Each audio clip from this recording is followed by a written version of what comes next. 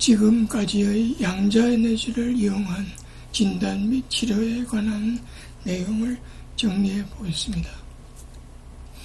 양자 에너지를 이용한 진단 장치의 원리를 보면 고압 2만 내지 6만 볼트 고주파는 주위 공기에 대하여 코로나 방전을 일으키고 이때 기체 분자를 구성하는 원자들의 구조를 변화시켜 제4의 물질인 플라스마를 만들고 플라스마가 발생하면 파동 에너지처럼 작용하여 인체가 가진 에너지장을 여기시킬 수 있어 이를 이용하여 진단 도구로 사용하였습니다. 또 양자 에너지를 이용한 치료 장치의 원리를 보면 플라스마 발생 장치를 만들어 플라스마파만 인체에 조사해서 치료하기도 하였고 혹은 플라스마 발생 장치와 주파수 발생 장치를 복합하여 주파수를 플라스마파에 변조시켜서 치료하기도 하였습니다. 하여튼 진단이나 치료를 위해서는 플라스마 발생 장치가 필요했기 때문에 첫째 테슬라 코일 또 변형 테슬라 코일에서 다시 메비우스 코일과 같은 방식으로 플라스마 발생 장치를 만들기도 하였고 두 번째로 진공관을 이용하여 플라스마 발생 장치를 만들기도 하였습니다. 테슬라 코일의 변형을 이용한 것으로는 WMO, 그 다음에 테슬라 워치, 그 다음에 PEMP 혹은 그 다음에 마이크로 카런트 테라피 등이 있었고 진공관을 이용하는 것으로는 라이프 머신, 프리오르 머신, 바이브 머신 등이 있었습니다. 따라서 플라스마에 대하여 좀 더 살펴보기로 하겠습니다. 다시 말씀드립니다만 플라스마 에너지는 양자 에너지이기도 하고 다른 말로 비헤르츠 에너지라고도 하고 또 다른 말로 스칼라 에너지라고도 부릅니다. 플라스마는 자연 속에서 볼 수 있는 현상입니다. 우리가 매일 받고 있는 햇빛이 플라스마 상태인 태양으로부터 나온 가시 광선이며 밤하늘에 보이는 별도 플라스마 상태이며 번개, 북극 지방에서 볼 수 있는 오로라와 같은 현상도 플라스마 현상이며 우주 전체의 99%가 플라스마 상태로 알려져 있습니다. 플라스마 기술의 역사를 보면 1920년대 어빈 랭무어라는 과학자가 코로나 방전에 의해 만들어진 상태를 플라스마라는 이름을 붙였습니다. 1940년대 후반 2차 세계대전을 계기로 레이더를 개발하게 되면서 마이크로웨이브에 관한 기술이 축적되었고 마이크로웨이브를 이용한 플라스마 발생이 가능하게 되었습니다. 1950년대부터 선진국들을 중심으로 플라스마를 이용한 핵융합에 대한 연구가 활발해지면서 플라스마 물리학이 많은 발전을 이룩하게 되었습니다. 1970년대 이후로 미세전자 회로 가공을 위해서 플라스마를 이용하기 시작하면서 플라스마는 산업체에서 중요한 몫을 하게 되었습니다. 즉 반도체 제조 공정뿐만 아니라 환경, 에너지, 생명공학, 재료, 섬유, 의학 등 다양한 분야에 적용되고 있습니다. 플라스마 기술의 응용은 첫째, 방안의 형광등, 길거리의 네온사인 등은 플라스마 원리를 이용한 것이고 두 번째, 반도체, LCD 모니터, 핸드폰 등의 제조 공정 중에 플라즈마가 사용되고 있고, 세 번째, 플라즈마는 머리카락 굵기의 수백분의 1 정도의 선폭을 갖는 회로 제작에 사용되고 있고, 네 번째, 플라즈마는 핵융합을 가능하기 때문에 이 분야에서 연구되고 있습니다. 다섯 번째는 텔레비전에 널리 쓰이고 있는 화상 표시 장치 PDP 역시 플라즈마를 발생하여 그곳에서 나오는 빛을 이용하고 있으며, 여섯 번째, 우리가 입고 있는 많은 옷들이 플라즈마를 이용한 표면 처리를 거쳐 제작되고 있습니다. 일곱 번째, 우리가 살고 있는 건물은 플라즈마 절단, 용접, 표면 처리를 거쳐서 지어졌으며, 여덟 번째, 실내에서 이용되고 있는 공기청정기나 살균기 등도 플라즈마를 이용한 제품이 많습니다. 그래서 대체의학에서도 플라즈마 기술을 이해하는 것은 매우 중요하다고 생각됩니다. 플라즈마란 무엇인가? 다시 한 번 더 말씀드리면은, 고체에 열을 가하면 액체가 되고, 액체에 열을 가하면 기체가 되고, 이 기체에 열을 가하면 플라즈마가 됩니다.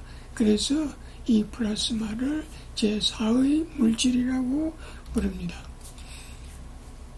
다시 한 번 더 말씀드리면은, 여기 기체에 에너지를 가하면 기체를 구성하고 있는 원자가 원자핵과 전자로 분해한 다음 해쳐 모열을 해서 새로운 구조물인 제4의 물체가 되면서 물성이 달라지는데, 이것을 플라즈마라고 부릅니다. 이 플라즈마는 공간 에너지를 흡수하면서 공간 에너지를 방출하는 특성이 있습니다. 그래서 플라즈마가 만들어지기 위해서는 이 기체 원자가 있으면은 이 기체 원자의 외곽 돌고 있는 외곽 전자가 임계치 이상으로 가속되어야 합니다.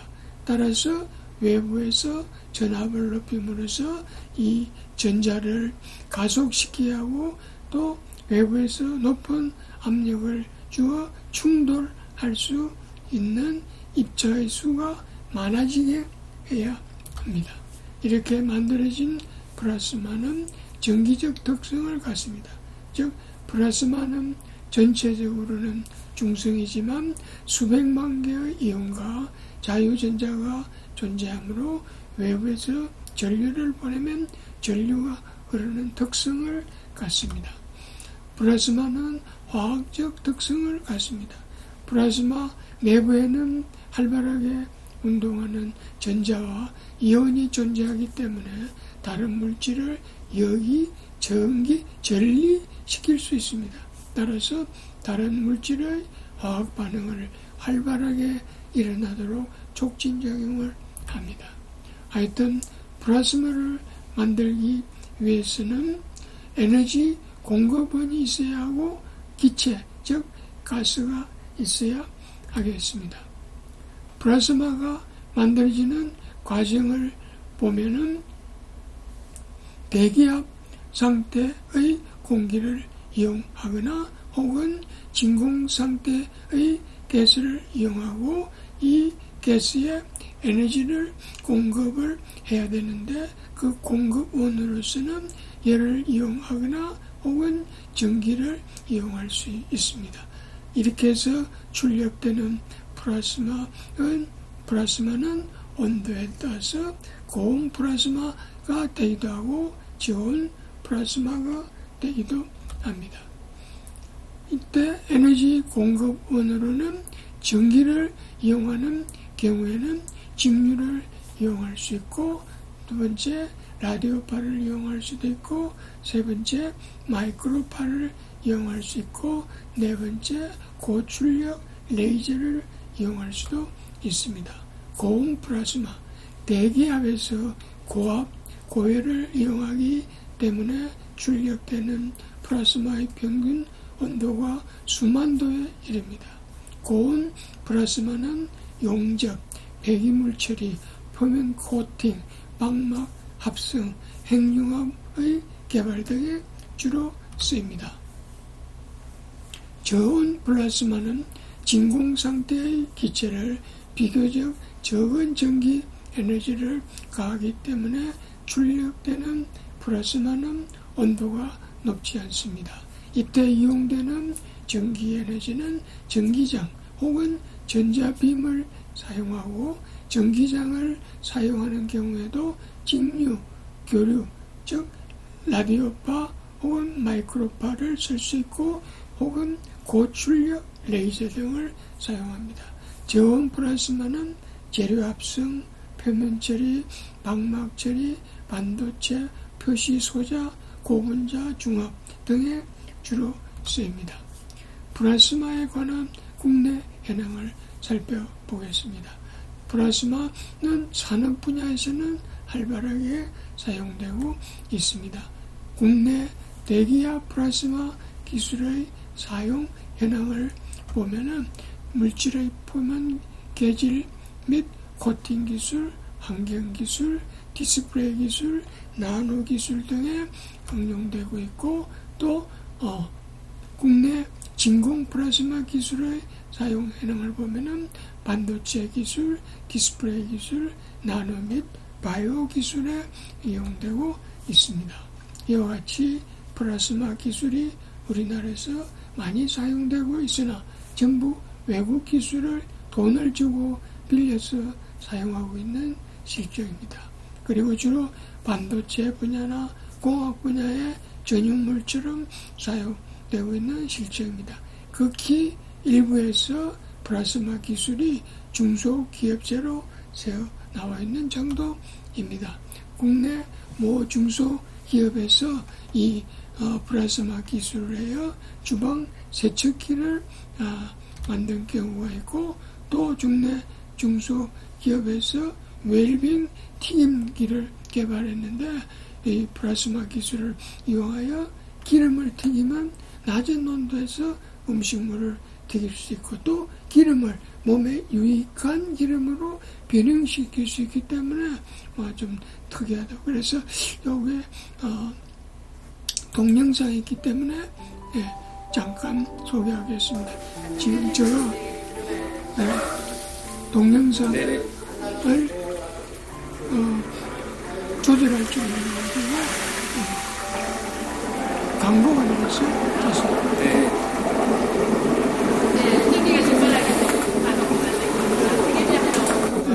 끓는 물에다가 손을 넣어도 저는 가상을 입장했습니다. 이게 이 기술의 매우 특징이라고 할 수 있습니다.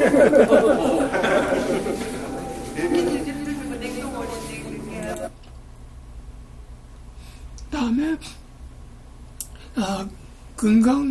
콘텀 건강 발치라는 게 있는데, 과학적으로 이런 것들이 연구가 된 것이 아닌 것이기 때문에 공개적으로 소개하는 것은 좀 무리한 면이 있기는 하지만서도, 이런 식으로라도 금속에 이 플라스마 에너지를 주입시킬 수 있다는 점을 말씀드리고 싶어서 소개합니다. 이 점에 유의하시기 바라고, 의학 분야에서 플라스마 연구 및 사용 현황을 보면은 국내 모 의과대학 모 교수가 저온 플라스마를 이용하여 여러 가지 치료법을 연구하고 있습니다. 이 의과대학의 연구 내용을 보면은 국내 PSM이라는 회사와 공동으로 저온 대기압 플라스마 장치를 개발하고, 이 플라스마 온도는 약 30도이고 기체는 헬륨을 사용하는 것으로 알려져 있고, 저온 플라스마 장치를 이용하면은 첫째 세균을 죽일 수 있습니다.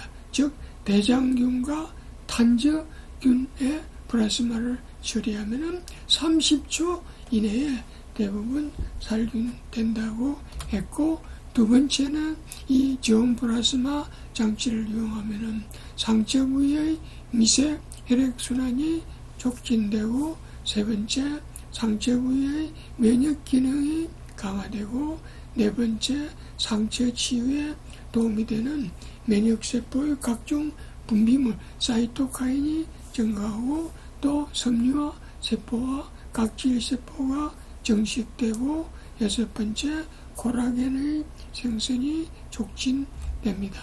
일곱 번째, 지혈 속도가 빨라지고, 여덟 번째, 상처가 신속하게 치유되고, 아홉 번째, 치아의 미백 효과가 있고, 열 번째, 피부의 주름이 제거된다. 즉 콜라겐 재생이 촉진된다는 뜻이고, 다음에 11번째, 피부의 색소질환, 검버섯이나 잡티를 치료합니다. 뿐만 아니라 시험관 실험에서 저온 플라즈마 장치는 암세포를 죽이는 효과가 있다고 발표했습니다. 이때 암세포를 죽이는 방법에는 두 가지가 있다고 했는데, 첫째는 플라스마파가 암세포의 부착능을 억제하는 방법으로 암을 죽이고, 두 번째는 암세포의 세포 자살, 에이포토시스를 유도하는 방법으로 암세포를 죽인다고 했습니다. 여기서 우리가 세포 자살과 세포 괴산은 다릅니다. 세포 자살은 세포와 핵이 수축하면서 사라지는 현상이고, 세포 괴산은 세포막이 파괴되면서 사라지는 현상입니다. 그리고 저온 플라스마 장치를 이용한 암치료 효과의 사례를 보면은 배양 중인 암세포에 대하여 대조금, 이건 아무것도 처리하지 않은 경우고, 다음에 헬륨 가스만을 암세포에 쪼인 경우고, 헬륨 가스를 플라스마로 만들어서 암세포를 쪼인 경우에 보시는 바와 같이 암세포가 억제되었습니다. 이때 암세포는 파괴된 죽는 것이 아니라 자살로 유도된다는 것입니다. 그 다음에 플라스마 발생 장치로 암을 치료할 때 갖는 장점은, 첫째, 정상 조직의 손상이 적고, 둘째, 치료 시간이 짧으며, 셋째, 치료에 따른 통증 등의 부작용이 적다는 장점이 있습니다. 또 다른 모 대학의 전자바이오 물리학과에서 플라스마 연구 내용을 소개하면은, 여기서는 아르곤 플라스마 발생 장치를 이용하여 암을 치료하는 새로운 접근법을 시도하였습니다. 이 대학의 연구 내용을 보면은, 이 대학에서 개발한 플라스마 발생 장치는 아르곤 플라스마인데, 이것은 저온 플라스마 발생 장치이며 100볼트를 사용하고 있습니다. 플라스마 발생 장치를 이용한 이 대학의 연구 내용을 보면, 첫째, 플라스마 상태에서 아미노산이 2개 내지 3개씩 결합되면서 단백질이 형성되었습니다. 이거는 아주 매우 놀라운 연구 결과입니다. 왜냐하면 1953년 미국의 학자 스탠리 밀러가 봉인된 플라스크에 암모니아, 메탄, 수소, 물을 집어넣고 전기 스파크, 즉 플라스마 에너지를 적용시켰습니다. 그리고 일주일 후에 아미노산이 발견되었습니다. 이것은 무기물이 유기물이 된 매우 뜻깊은 실험이었습니다. 다음에 이 대학의 연구 내용 두 번째를 보면은, 플라스마 상태에서 변형된 단백질이 정상 단백질로 회복됐다고 했습니다. 세 번째로는 플라스마 상태에서 암세포가 스스로 사멸하였는데, 그 과정은 세포 자살이 촉진되는 과정이라고 했습니다. 네 번째는 병든 치장 세포에 플라스마를 쪼이면 인슐린 분비가 증가하였습니다. 하였고, 다섯 번째 탁월한 살균 효과가 있었고, 여섯 번째 피부 재생이 촉진되었으며, 일곱 번째 지혈 효과가 촉진되었고, 여덟 번째 알츠하이머 병 등 난치병 치료도 가능하리라고 예측하였습니다. 또 다른 모 대학의 생체의학과에서는 지온 플라즈마를 이용하여 피부 치료기를 개발했다는 연구가 있었습니다. 다음은 플라즈마 기술을 이용한 실제 임상 적용 사례를 간단하게 살펴보겠습니다. 미국의 올림푸스사는 플라즈마 기하술 베이포리제이션이라 하여 플라즈마 에너지를 이용하여 조직을 증발시키는 장치를 개발하였습니다. 이 장치는 70도C 이하의 저온 플라즈마를 사용하여 조직을 기하, 즉 증발시킬 수 있어 내시경 수술에 적용되고 있습니다. 국내에서 현재는 비뇨기과에서 전립선 비대증 수술에 적용하고 있습니다.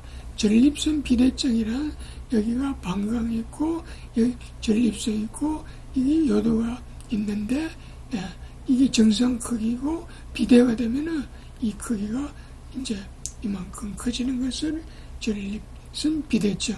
이렇게 되면은 소변 보기도 불편할 뿐만이 아니라 소변 볼 때 통증을 일으키기도 하고 또 이것이 오래 지나면은 암이 될 수도 있고 그렇습니다.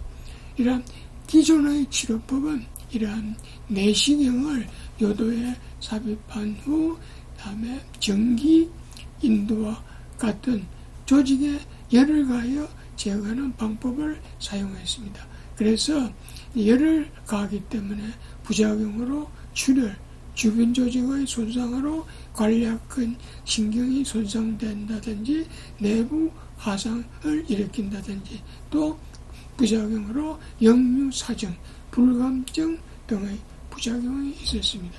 그러나 이 플라즈마 기하술을 이용하면은 내시경을 삽입한 다음 플라즈마 기하술을 이용하면은 플라즈마가 발생하여 조직을 기하 증발시키기 때문에 주변 조직의 손상이 없고 지혈도 잘 되고 역류사정이나 불감증 등의 부작용도 없고 수술 기간도 짧고 입원 기간도 짧아집니다.